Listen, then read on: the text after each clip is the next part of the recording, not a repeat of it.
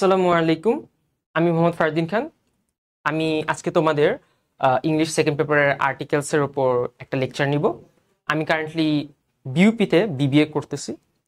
আহ, আজকে বেশি কথা না বলে আমরা আর্টিকেলস শুরু করে ফেলি।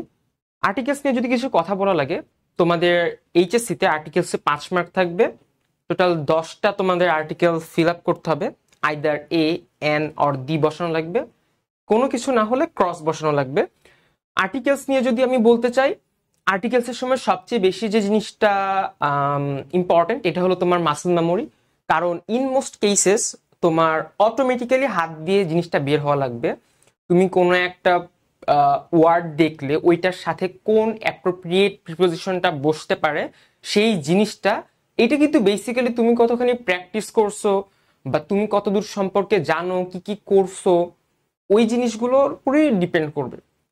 ধরো যে তুমি একটা জিনিস গেস করে বসাইলা, আর আরেকজনের ওই জিনিসটা আগে দেখছো, ওইটা মাসল মেমোরি থেকে সে ধিপ করে লিখে ফেললো, তাহলে কিন্তু সে কিন্তু একটা অ্যাডভান্টেজ পেয়ে যাবে, রাইট?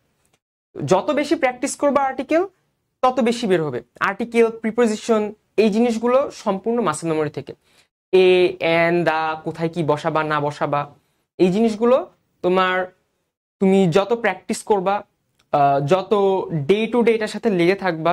কারণ দেখো, আমরা কিন্তু মোস্ট কমন জিনিস যেমন ভাওয়েলের আগে এন বসে, এ বসে, এই এন বসে, এই জিনিসগুলো কিন্তু আমরা মানে ভুল করে ফেলি। এইগুলো কিন্তু আমাদের ইনসিনসিয়ারিটির কারণ। আর্টিকেলের সময় জাস্ট কেয়ারফুল থাকা লাগবে অ্যান্ড রুলসগুলো একটু মাথায় রাখা লাগবে। কিছু কিছু এক্সেপশনাল রুল আছে, কিছু কিছু কনফিউজিং রুল আছে, মানে ইউসেজ আছে। সো সেইগুলো যদি তোমার হাতের মধ্যে সেট হয়ে যায়, রুলগুলো মনে রাখার দরকার নাই, অটো অটো তোমার হাত দিয়ে জিনিসগুলো বের হবে। বেশি কথা না বাড়ে আমরা আজকের ক্লাসটা শুরু করি, চলো। আমরা আর্টিকেল সম্পর্কে আগে একটু কিছু কথা বলে নিই। দেখো, আর্টিকেলসে আমরা দেখো 3টা আর্টিকেল হইতে পারে ইউজুয়ালি আমাদের 3 আর্টিকেলস। কি কি হইতে পারে ভাইয়া? এ, এ, N,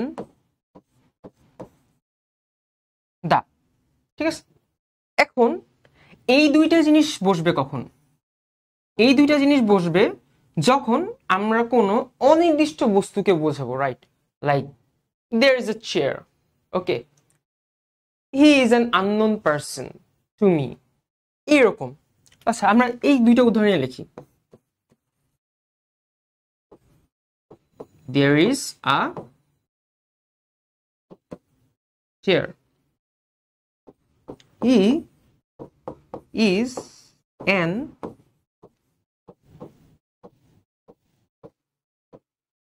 unknown person to me। একটু জিনিস খেয়াল করো, এখানে কনসোনেন্ট ছিল, এখানে ভাওয়েল ছিল, দ্যাটস ওয়াই আমরা এখানে এ বসাইছি, এখানে এন বসাইছি। ঠিক আছে? আচ্ছা ভাই, তাহলে দা কখন হয়? দা হয় আমরা যখন কোনো স্পেসিফিক কোনো একটা বস্তু, কোনো ব্যক্তি বা যে কোনো কিছুকে বোঝায়। ধরো যে এটা দিয়ে আমরা লিখতে পারি এশিয়া ইজ দ্য লার্জেস্ট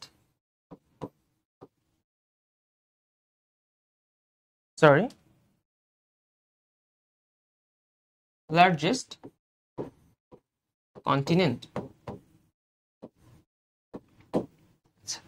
দেখো, আমরা কিন্তু এখানে দা ইউজ করছি কেন? এশিয়া কিন্তু একমাত্র লার্জেস্ট কন্টিনেন্ট, লার্জেস্ট কিন্তু একটাই, সবচেয়ে বড় কন্টিনেন্ট কিন্তু একটাই, স্পেসিফিক্যালি কে? Asia, right? সো এই জন্য আমরা কিন্তু এশিয়া কি স্পেসিফিক দ্য লার্জেস্ট করার, দ্য লার্জেস্ট বোঝানোর জন্য, মানে সবচেয়ে বড় বোঝানোর জন্য এখানে আমরা দা ইউজ করছি, নট আ লার্জেস্ট। যদি আমরা ধরা গেল যে বলতাম Europe is one of the largest continents, তখন হলো অনেকগুলোর মধ্যে একটা, বাট স্পেসিফিক্যালি কোনো কিছু বোঝাতে গেলে আমরা দা ইউজ করতেছি। ওকে, চলো আমরা ডিরেক্ট কথাবার্তা না বলে আমরা রুলসে চলে যাই এবং এরপরে আমরা কিছু প্র্যাকটিস করব। Let's go. রুল নাম্বার 1, এইটা আমরা সবাই জানি, ছোটবেলা থেকে শিখে আসতেছি, বাট এইটা আমরা সবচেয়ে বেশি ভুল করি। কি? ভাবেল যদি হয় তার পূর্বে এন বসে, কনসোনেন্ট হইলে এ বসে। ঠিক আছে ভাই? Like Fariha is a student, এখানে এসটা কি ছিল ভাইয়া? কনসোনেন্ট ছিল, যার কারণে Fariha is a student is not an student. আচ্ছা, what an awesome player he is.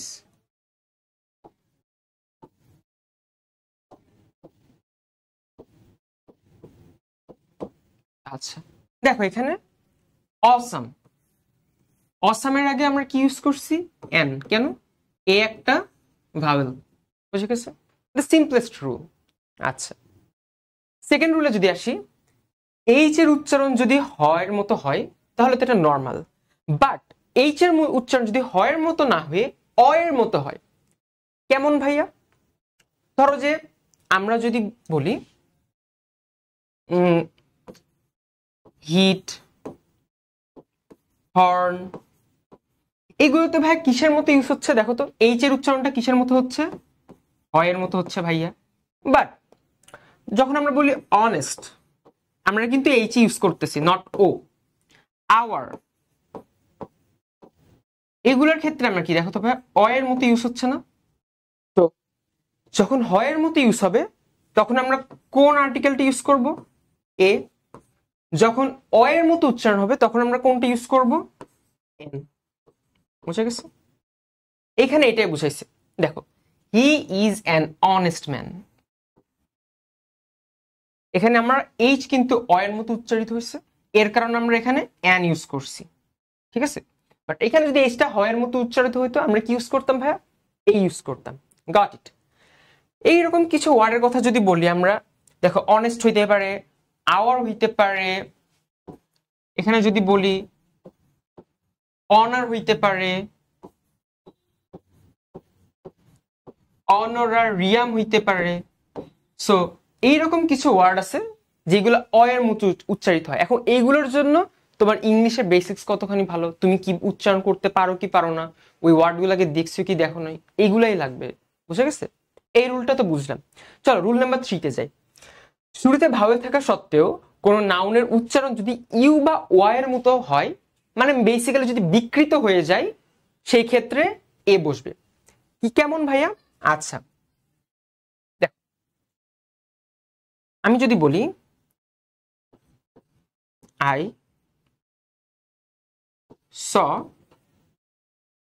Dash one eyed man, এই জিনিসটা তোমরা অনেক দেখছো তাই না ভাই? ছোটবেলা থেকে দেখে আসছো। এই যে দেখো এখানে ও আছে না? আচ্ছা, ও এর উচ্চারণ কি ওর মতো হয়েছে? এখানে ওয়া হয়ে গেছে না? One eyed man, right?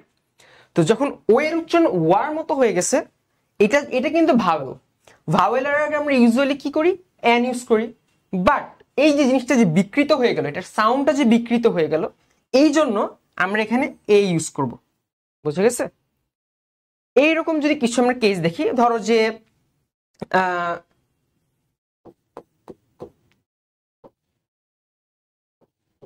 He is dash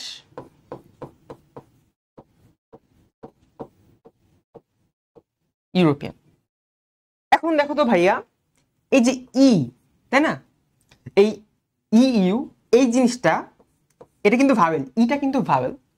আমরা ইউজুয়ালি কি করতাম? ভাওয়েল হলে এখানে এন বসাইতাম, বাট আমরা এখানে কি বসে দেখো, শুরুর উচ্চারণ কোন নাউন এর শুরুর উচ্চারণ ইউ অথবা ওয়া। এই যে ইউরোপিয়ান যে একটা নাউন, এইটার শুরুর উচ্চারণ কেমন হয়েছে ভাই বলতো? ইউ হয়ে গেছে না? ইউ যদি হয়ে যায়, এটা আমরা জানি ভাওয়েল হইলে এন বসে, বাট এই যে এক্সেপশনাল যে রুলটা, এটার কারণে আমরা এখানে এ বসাবো। বুঝে গেছে? এখানে যদি আমরা দেখি আই স আ ইউ, ঠিক আছে, এটা কিন্তু ভাওয়েল ছিল, বাট এই যে প্রথম উচ্চারণ যেটা, এই যে একটা নাউন, এইটার যে একটা নাউন, নাউনের প্রথম পার্টের উচ্চারণ কি হইলো? ইউ এর মতো হয়ে গেছে ভাইয়া। ইউ এর মতো হওয়ার কারণে আমরা কি করছি ভাইয়া? এ ইউজ করছি। ইউনিভার্সিটি, ইউনিভার্সিটির শুরুতে কি আছে? ইউ আছে। ইউ একটা ভাওয়েল, কিন্তু এই যে এটা যে একটা নাউন, এন্ড নাউনের প্রথম পার্টের উচ্চারণটা ইউ হয়ে গেছে, সেই কারণে আমরা এখানে কি ইউজ করছি ভাইয়া? এ ইউজ করছি। বুঝে গেছে? Coming to the number rule 4, কিছু সংক্ষিপ্ত শব্দ অ্যাব্রিভিয়েটেড ওয়ার্ডস এর প্রথম অক্ষরের উচ্চারণ করতে গেলে যদি শব্দের উচ্চারণটা ভাওয়েলের মতো শোনায়, ইন দ্যাট কেস আমরা এন বসাবো। আচ্ছা, হি ইজ অ্যান এমপি। ভাইয়া তোমাদের কিছু ওয়ার্ড বলি, দেখো কোথায় লিখবো? আচ্ছা, এখানে লিখি এমপি। এই কথাটা তুমি যখন উচ্চারণ করতেছো, এ এমপি, এ উচ্চারণটা আগে আসতেছে না? একটা ভাওয়েল উচ্চারণ, এ কিন্তু একটা ভাওয়েল উচ্চারণ, এ ই আ ও ই উ, এগুলো কিন্তু একটা ভাওয়েল উচ্চারণ, রাইট? আমরা এটা জানি। এমপি যেমন কথাটা আছে, এরকম ধরো যে এখানে কি কি হইতে পারে? এমবিবিএস হইতে পারে, তারপরে ধরো যে এমএসসি হইতে পারে। আচ্ছা, ধরো যে এমএসসি হইতে পারে, রাইট? এইগুলোর ক্ষেত্রে দেখো আমরা কিন্তু এই জিনিসটা আগে ইউজ করতেছি, ঠিক আছে? তো এই সকল জিনিসের ক্ষেত্রে আমরা আগে কি বসাবো ভাইয়া? এন। যেমন আমি যদি তোমাদের একটা উল্টা একটা উদাহরণ দিই, ধরো যে তুমি যখন পিএইচডি উচ্চারণ করো,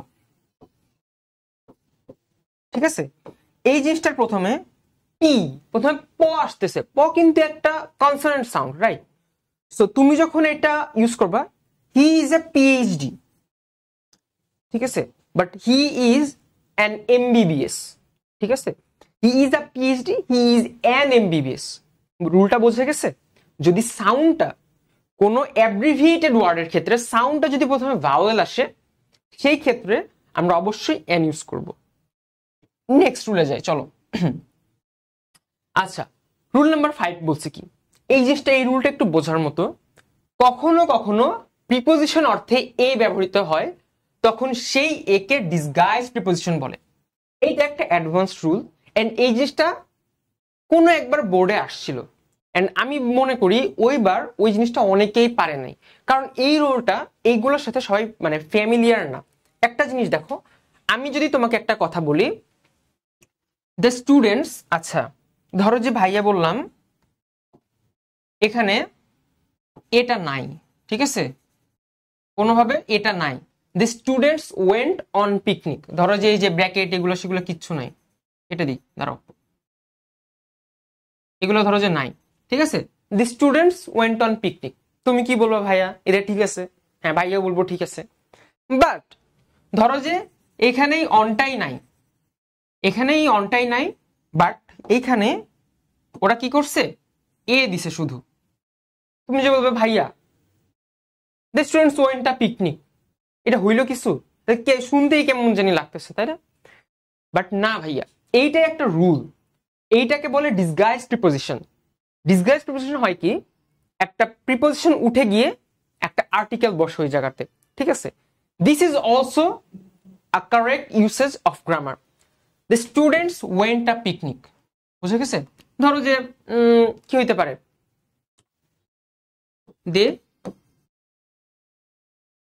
ওয়েট, আচ্ছা, দে ওয়েন্ট আ ভ্যাকেশন, এইটাও কিন্তু কারেক্ট ভাইয়া, বুঝে গেছে? সো তোমার পরীক্ষার হলে কিন্তু আসবে এইরকম, ধরো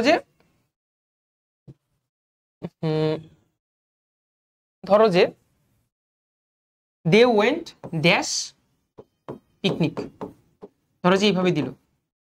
তুমি তো ভাই বলবা যে এখানে অন বসবে, তোমার তো এই যে এরকম ইয়ে দেওয়া থাকবে, ড্যাশ দেওয়া থাকবে বা আন্ডারস্কোর দেওয়া থাকবে, গ্যাপ দেওয়া থাকবে।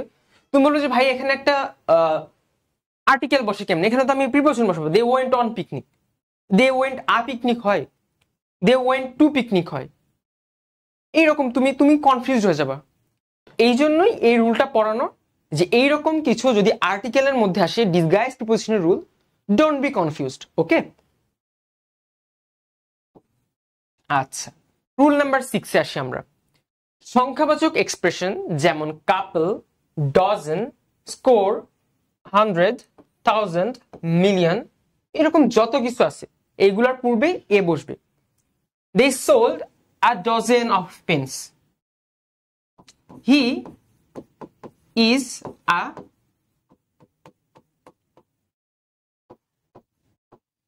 millionaire. বা আমি যদি বলি he has $1 million.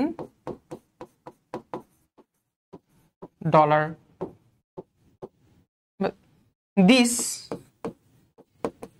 is a 1,000 টাকা নোট। দেখছো ভাই, সবকিছু কিন্তু আমরা এই ইউজ করতেছি। রুলসটা বুঝে গেছে? As simple as that. এইরকম কোন যত রকম ভ্যালু আসবে কাউন্টেবল, তোমার সংখ্যাবাচক এক্সপ্রেশন, নিউমেরিক এক্সপ্রেশন, ওই সকল ক্ষেত্রে আমরা এই ইউজ করব। আচ্ছা, রুল নাম্বার 7 আসি। এক্সক্লেমেশন বোঝাতে হোয়াট, হাউ, সাচ ইত্যাদির পরে এ বা এন বসে, এই সকল ক্ষেত্রে দা বসে না। যেমন দেখো, সাচ আ লং কিউ, ঠিক আছে, হোয়াট আ প্রিটি গার্ল। আচ্ছা দেখো, সাচ আ লং কিউ যখন আমি বলি, এই যে such a long queue, what a pretty girl, এই সকল ক্ষেত্রে ধরো যে এখানে যদি কিছু আসে what an wonder, আচ্ছা ওই যে আমরা প্রথমে একটা পড়ছিলাম what an awesome player he is, right? আমি এটা লিখে আরেকবার, what an awesome player he is. Okay, so এইখানে দেখো এটা কিন্তু একটা, এইখানে হোয়াটটা কি এক্সক্লেমেটর হিসেবে ইউজ হয়েছে না? এই যে এটা দেখে আমরা বুঝতে পারতেছি, রাইট? এইখানে দেখো এই যে অসাম, আমরা কিন্তু বলি না what the awesome player he is, আমরা কিন্তু জানি, আমরা কিন্তু ওই একটা একজনকে বুঝাচ্ছি। এখানে কিন্তু পার্সেন্টেজ স্পেসিফিক, বাট আমরা কি করলাম, what an awesome player he is, such a long কু, আমরা কিন্তু জানি আমরা ওই কুটাকে বুঝাচ্ছি, বাট এটাকে বলতেছে সাচ আ লং কু, ঠিক আছে? Okay, coming to the next rule. আমরা যদি এখানে দেখি, খাবারের পূর্বে এ অথবা এন বসে না, বাট খাবারের পূর্বে অ্যাডজেক্টিভ বসলে এ বা এন বসে। অর্থাৎ অ্যাডজেক্টিভের আগে এ বা এন বসতেছে, বাট কোনো একটা খাবারের যে পার্টিশনটা আছে সেটার আগে আমরা কখনো এ এন দিচ্ছি না। আচ্ছা, আমরা পড়ি, we have a breakfast, we had a good breakfast yesterday and we have breakfast. আচ্ছা, এই জিনিসটা দেখো, তুমি যখন একটা কথা বলো, ধরো যে I have had my breakfast, I have my breakfast, we have breakfast, ব্রেকফাস্টটা আমরা গ্রহণ করছি। বাট এইটা যখন আমরা বলি যে আমাদের ব্রেকফাস্টটা গুড ছিল, we have a good breakfast, আমরা কিন্তু লাইফে অনেকগুলো ব্রেকফাস্ট নেই, অনেক ব্রেকফাস্ট করি, দৈনিকই করি, এর মধ্যে একটা গুড ব্রেকফাস্ট ছিল, অনেকগুলোর মধ্যে একটা গুড ব্রেকফাস্ট ছিল এটা। সো ওইটাকে আমরা একটা বলার জন্য it's one of a good breakfast. Okay, so we have a breakfast at 7 AM, we had a good breakfast yesterday. যদি বলি we have had supper last night, আমরা কিন্তু এখানে কোনো আর্টিকেল ইউজ করতেছি না, এখানে আমরা এ অথবা এন দিতেছি। বাট এইখানে দেখো, আমরা কিন্তু এখানে কিছু ইউজ করি নাই, we have had supper last night. But এইখানে যদি আমরা ইউজ করতাম গুড অথবা ব্যাড, ধরো যে we had a good supper last night, ঠিক আছে? ইন দ্যাট কেস তুমি দেখো এখানে আমরা কিন্তু আর্টিকেল ইউজ করতেছি, বুঝে গেছে? It's as simple as that. যখন একটা অ্যাডজেক্টিভ আসতেছে তার আগে আমরা আর্টিকেল ইউজ করতেছি, যখন এখানে কোনো অ্যাডজেক্টিভ নাই তার আগে কোনো আর্টিকেল আমরা ইউজ করছি না। আচ্ছা, এই জিনিসগুলা একটু খেয়াল করবা, এই জিনিসটুকু মনে রাখবা, ইটস ইম্পর্টেন্ট। নদী, সাগর, উপসাগর, মহাসাগর, পর্বতশ্রেণী, দ্বীপপুঞ্জ, জাহাজ, এইগুলোর নামের আগে দি বসবে। এইখানে একটা ক্যাচ আছে, আসো তোমাদের দেখায়। ধরো হিমালয়া অ্যান্ড মাউন্ট এভারেস্ট। ঠিক আছে, আমরা রুলটা একবার দেখো, আমরা রুলসে কি পড়ছি, পর্বত শ্রেণী, দ্বীপপুঞ্জ, আমরা কিন্তু একটা সিঙ্গেল পর্বত একটা সিঙ্গেল দ্বীপের কথা বলি নাই। ঠিক আছে, যদি এইরকম বসে যে পর্বত শ্রেণী দ্বীপপুঞ্জ এইরকম কোন একটা ক্লাসকে বুঝায় তার আগে দ্বীপ বসতেছে, বাট কিন্তু একটি মাত্র পর্বত একটি মাত্র দ্বীপ বোঝালে তার পূর্বে দ্বীপ বসে না। It's the catch. এইখানে তোমরা অনেকে কিন্তু ভুল করো, ওই যে বলে যে দেখো আমরা মাউন্ট এভারেস্টকে বলতেছি, মাউন্ট এভারেস্ট তো একটাই, তাহলে আমরা তার আগে দিয়ে দিব, ব্যাপারটা এমন না। আচ্ছা, তোমাদেরকে আমি এখানে দেখাই, এই যে হিমালয়া, এটা কিন্তু একটা দ্বীপপুঞ্জ, এটা কিন্তু সরি এটা একটা পর্বতমালা, সরি, এন্ড এইটা একটা সিঙ্গেল পর্বত, দ্য হাইয়েস্ট পিক। ঠিক আছে, তো এই জিনিসটা যখন আমরা লিখতেছি এইটার পূর্বে দা বসবে, বাট এই জিনিসটা আমরা যখন ইউজ করব এইটার পূর্বে দা বসবে না। বুঝা গেছে? যেমন এখানে যদি আমরা বলি দ্য হিমালয়া, এই যে দেখো দ্য আন্দামানস, আন্দামান কি দ্বীপপুঞ্জ, ঠিক আছে, বাট হাতিয়া, হাতিয়া কিন্তু একটা সিঙ্গেল দ্বীপ, সন্দ্বীপ, একটা সিঙ্গেল দ্বীপ। বুঝা গেছে? দা হিমালয়াস, দা প্যাসিফিক কোর, এইরকম ইম্পর্টেন্ট কি কি হইতে পারে? ধরো যে আমাদের যেমন বাংলাদেশের বদ্বীপ, এটা কি কি বলে? দা বেঙ্গল ডেল্টা, ওকে, বাংলাদেশি বদ্বীপ বা বাংলা বদ্বীপ। ঠিক আছে, সো এইরকম ইউসেজ যদি আসে, ইন দ্যাট কেস নামের আগে দা বসবে।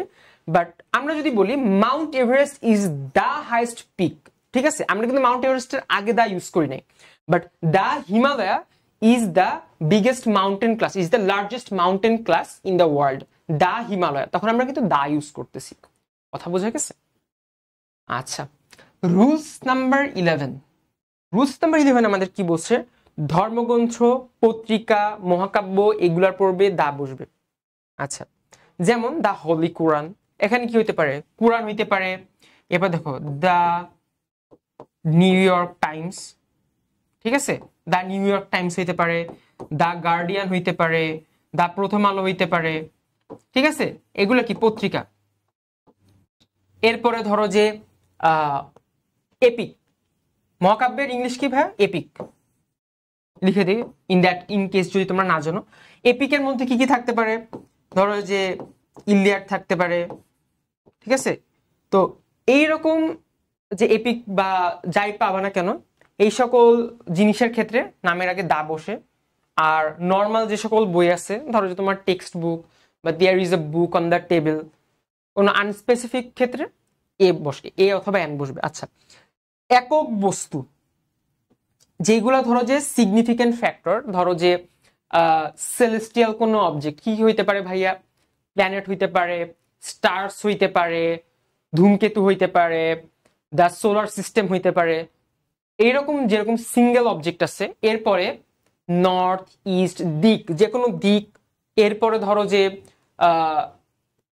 কোনো সি বিচ বা এইরকম টাইপ সিঙ্গুলার যে সকল এন্টিটি আছে ওয়ার্ল্ড বা মহাকাশ রিলেটেড, সেলেস্টিয়াল রিলেটেড, এই সবগুলোর পূর্বে দা বসবে।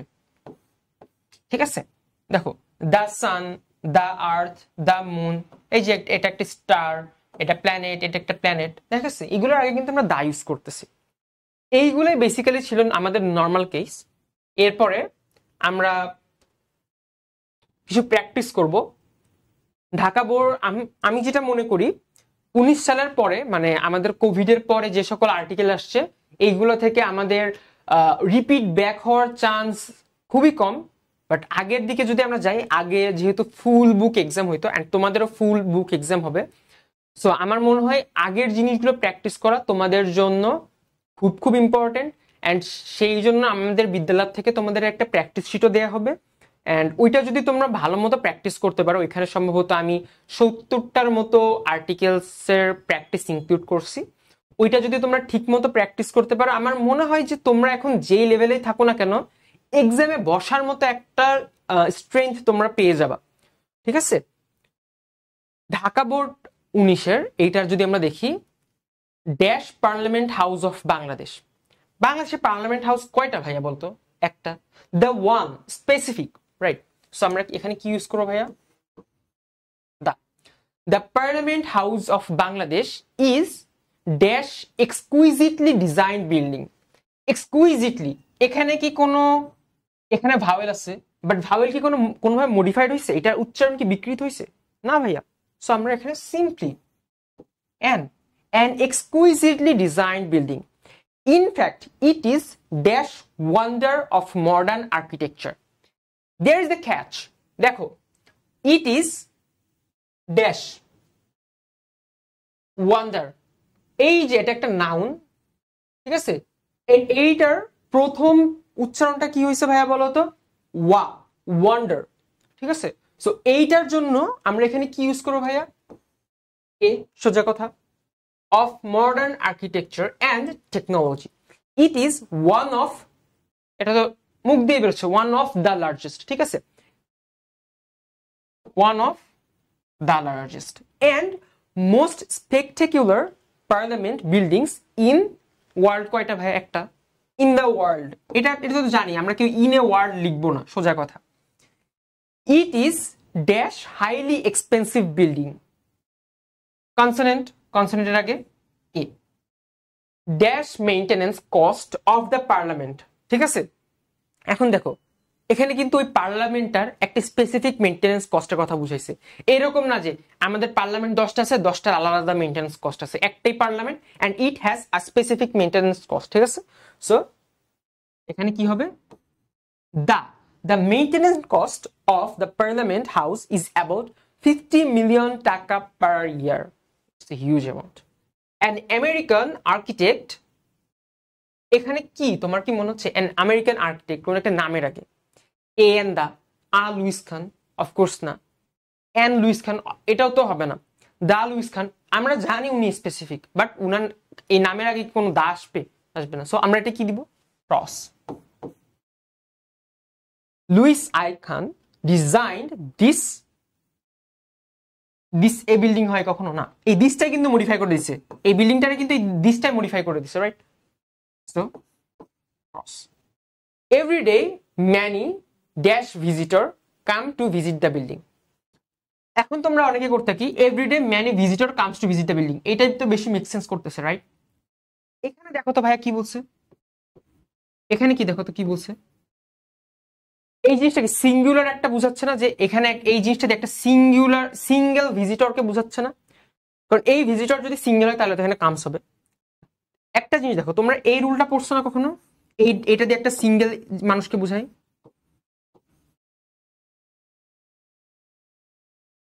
সরি, ম্যানি আ ম্যান, এই রুলটা এখানে আসছে, ম্যানি আ ভিজিটর, বুঝা গেছে?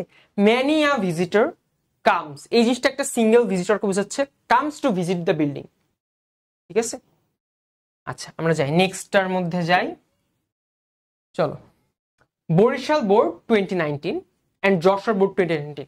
দেখছো মানে আগের জিনিসগুলো কিন্তু রিপিটিটিভ হইতো, এন্ড আমরা যে প্র্যাকটিস শিট দিছি ওইখানেও দেখবা কতগুলো রিপিটিটিভ কোয়েশ্চেন আছে, যে আগের বোর্ডে আসছিল 3-4 বছর আগে, এইবার কোন একটা বোর্ডে চলে আসছে।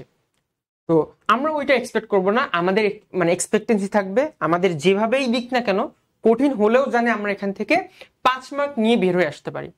আচ্ছা, মিস্টার ব্রাইট ইজ, এখানে কি ভাওয়েল তাই এন হবে? অফকোর্স না।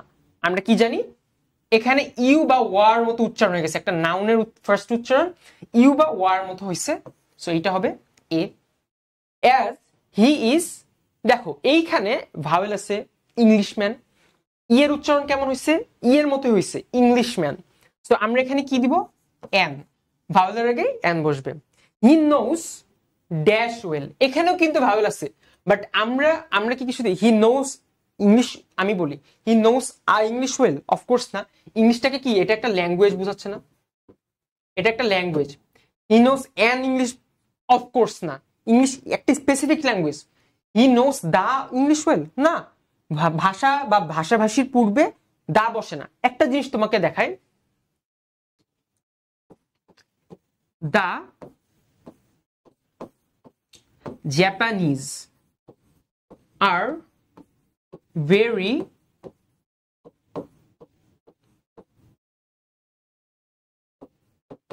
productive.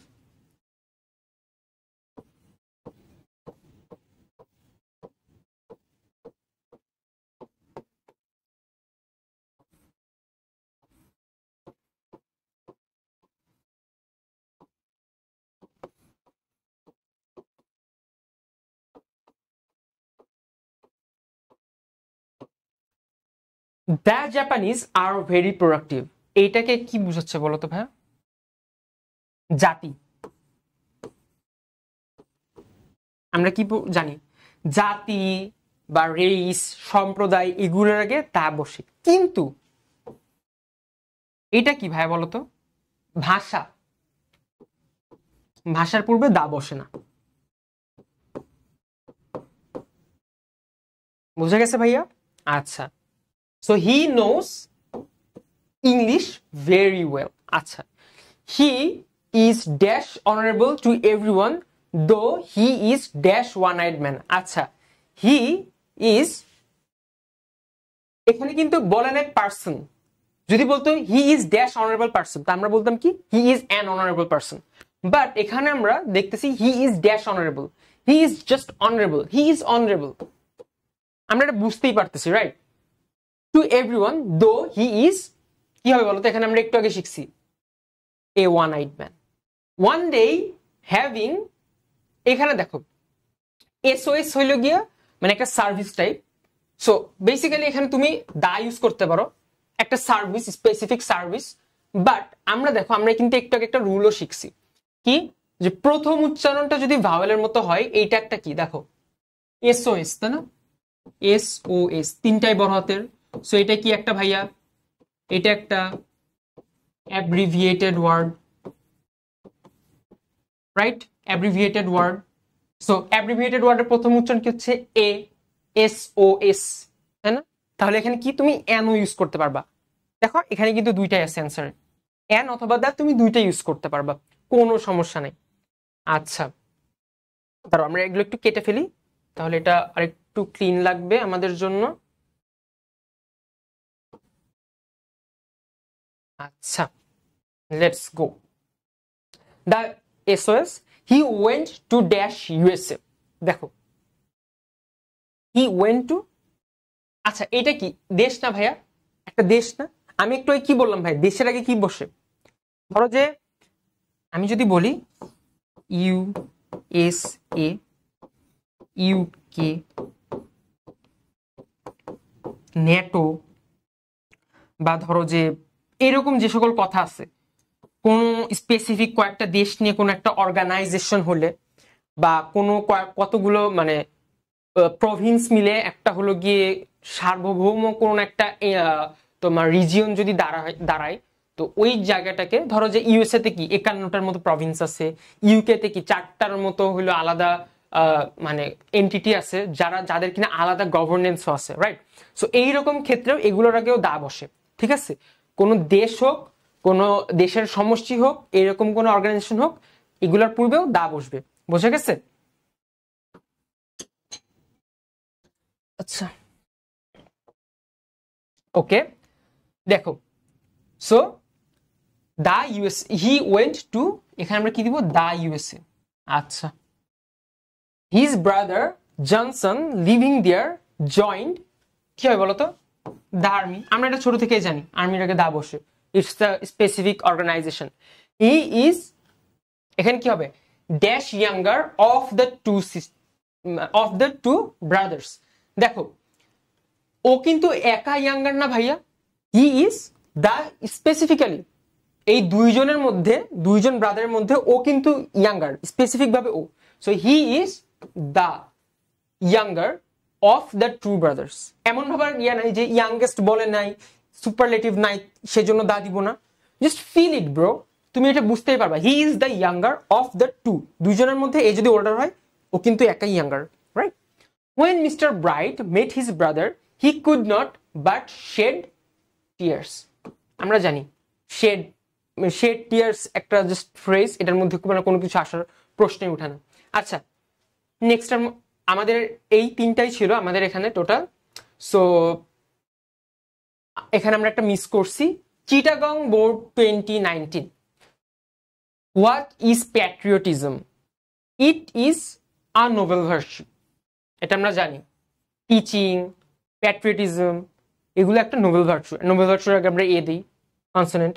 ইট ইন্সপায়ার্স, এখানে কি হয় বলতো, এখানে আমরা একটা থার্ড পার্সপেক্টিভ থেকে বলছি, মানে একজন যে কারোর উপর অ্যাপ্লিকেবল এই জিনিসটা। প্যাট্রিয়টিজমটা কি, একটা মানে দুনিয়ার যে কোনো মানুষের উপর অ্যাপ্লিকেবল।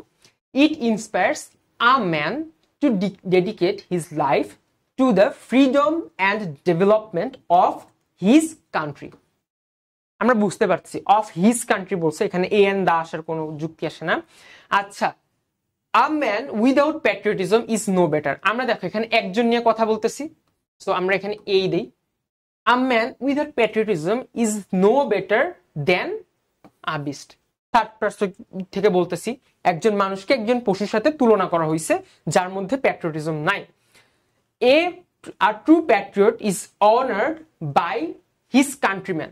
দেখো এইখানে কিছুই হবে না, তুমি যদি বলো a true patriot is honored by the countrymen, but এখানে কি হিজ জিনিসটা দিয়েই মানে দুইটার মধ্যে লিঙ্ক আপ প্লে করে ফেলছে। সো এইখানে কোন একটা আর্টিকেল আসার প্রশ্নই ওঠে না। হি থিংস ফর ড্যাশ বেটারমেন্ট।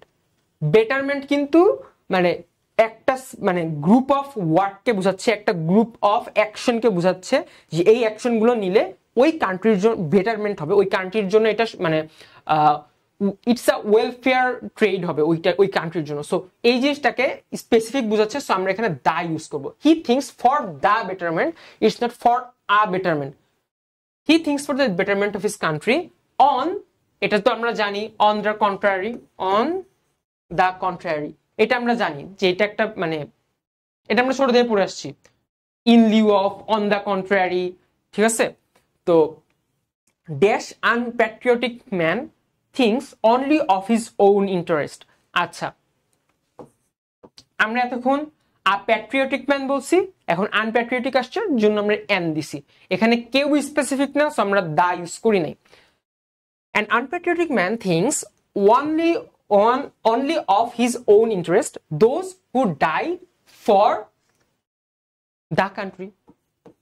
তাদের মানে কান্ট্রি কিন্তু যার যার জন্য তারটা specific, right? Those who die for the country are true patriots. তো আমরা দেখো আজকের আর্টিকেল থেকে এই যে আমরা প্রবলেমগুলো সলভ করলাম, রুলসগুলো পড়লাম, আমরা কি বুঝতে পারলাম দেখো তো? এই জিনিসগুলো কিন্তু একটা জিনিসের প্রকাশ হচ্ছে, ভাইয়া যখন সলভ করছি, ভাইয়া কিন্তু নিজের থেকে অটো দেখো অটো আমার সামনে চলে আসছে, আমরা কিন্তু অ্যান্সারও অ্যানালাইসিস করি নাই ঠিক মতো, রাইট? আমার কাছে কিন্তু অটো জিনিসগুলো বের হয়ে গেছে। রুলস পড়া এক জিনিস, রুলসগুলো আয়ত্ত করে নেয় এক জিনিস। তুমি পরীক্ষার হলে এমন ভাববা না যে ওই যে ভাইয়া ওই রুলসটা পড়াইছিল জন্য আমরা এখন এটা ইউজ করব। It doesn't work like this. তুমি যখন লিখবা পরীক্ষার খাতা হলে, তোমার না ভিতর থেকে বের হয়ে আসবে, আচ্ছা জিনিসটা তো এভাবেই কাজ করে। This just work like this way, মানে এইটার কোনো অল্টারনেট নাই। আমি যখন করতেছি এটা কিন্তু আমার মধ্যে দিয়ে অটো বের হয়ে যাচ্ছে। সো আমি বলবো কি, আমরা যে প্র্যাকটিস শিটটা দিব, এছাড়াও তুমি যদি পারো ফ্রি টাইমে, আমার মনে হয় যে যারা সায়েন্স থেকে মানে সায়েন্স ব্যাকগ্রাউন্ডের, তোমাদের ইংলিশ বাসায় পড়ার টাইমটা তোমরা খুবই কম পাবা। বাট আমাদের বিদ্যালয়ের সাথে তোমরা যদি রেগুলার প্রত্যেক সপ্তাহে লাইভগুলো করে ফেলো, 26 বেচে স্পেশালি, আমার মনে হয় না তোমাদের পরীক্ষার আগে গিয়ে আলাদাভাবে ইংলিশ নিয়ে কোনো স্ট্রেস নেওয়া লাগবে। সো ভাইয়া আজকের মতো এই পর্যন্তই। You know the best, I will give you the best and let's make it happen. So আজকের মতো এই পর্যন্তই। Thanks for being with us, thanks for joining with বিদ্যালয়।